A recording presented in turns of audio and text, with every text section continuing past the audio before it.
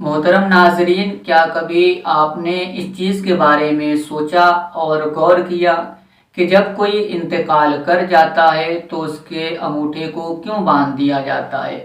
اور اس کے چہرے کے اتنے حصے کو کیوں باندھ دیا جاتا ہے؟ کیا آپ نے کبھی اس چیز کے بارے میں غور کیا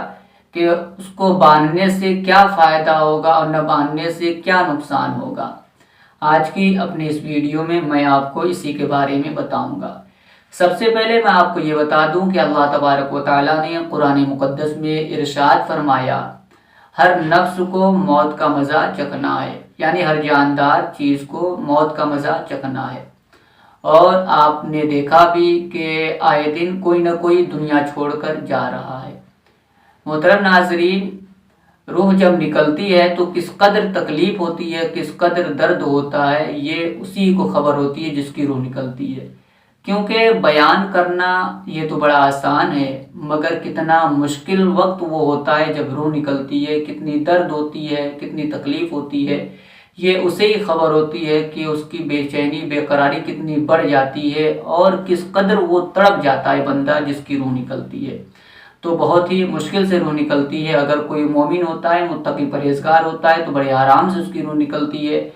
اور اگر کوئی گنہگار ہوتا ہے جس کے جیسے عمل ہوتے ہیں تو اس کی ویسی ہی روح نکلتی ہے، اس کو ویسی ہی تکلیف ہوتی ہے۔ تو میں آپ کو بتا دوں کہ مرنے والے کے چہرے کو اس وجہ سے باندھ دیا جاتا ہے کسی کپڑے سے،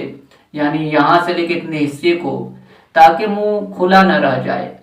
اور آنکھوں کو بھی اس وجہ سے اس طریقے سے بند کر دیا جاتا ہے تاکہ آنکھیں کھلی نہ رہ جائیں۔ اور ایک چیز میں آپ کو بتا دوں کہ جب انسان کے جسم سے روح نکل جاتی ہے تو سارا بدن ٹھنڈا ہو جاتا ہے، پھر جسم اکڑنے لگتا ہے، یعنی اس میں ایٹھن آ جاتی ہے۔ تو انگوٹھوں کو اس وجہ سے باندھ دیا جاتا ہے آپس میں ملا کر کے، تاکہ یہ ایٹ نہ جائے اور پاؤں ایک دوسرے سے زیادہ دوری نہ اختیار کر لیں، کہ جس کی وجہ سے پھر غسل دینے میں بھی دشواری ہوگی اور پھر کفن پہنانے میں بھی دشواری ہوگی، دفن کرنے میں بھی دشواری ہوگی۔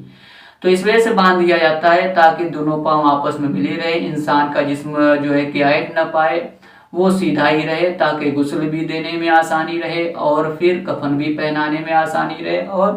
دفن کرنے میں بھی آسانی رہے۔